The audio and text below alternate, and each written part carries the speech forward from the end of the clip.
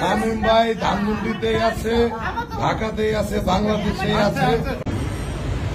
এটা যদি থাইল্যান্ড হয় তাহলে ঢাকা কোথায়? খেলা হবে।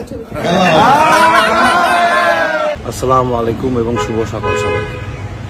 আমি শুধু একটা জিনিসই জানতে চাই, এটা যদি থাইল্যান্ড হয় তাহলে ঢাকা কোথায়?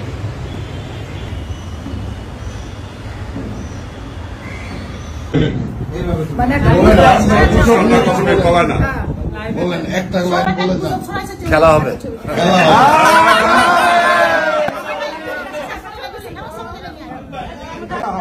শামীম ভাই ধানমন্ডিতেই আছে, ঢাকাতেই আছে, বাংলাদেশেই আছে এবং উনি দেশরত্ন শেখ হাসিনার পদ মসৃণ রাখার জন্য বাংলাদেশেই আছে এবং উনি আবারও বলেছেন খেলা হবে, খেলা হবে।